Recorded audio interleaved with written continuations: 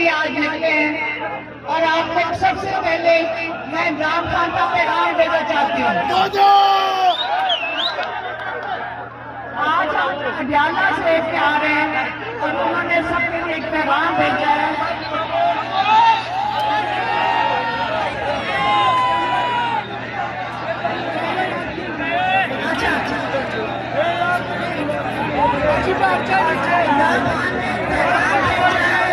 Keep it low, yaar.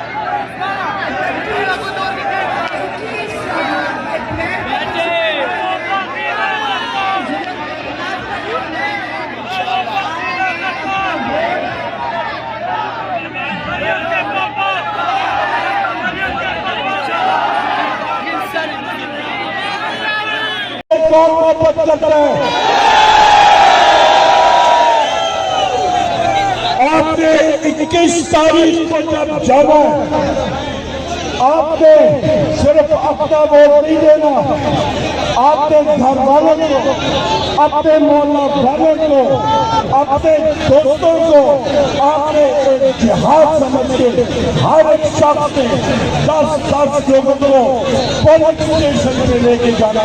अपने time से नहीं जाएंगे।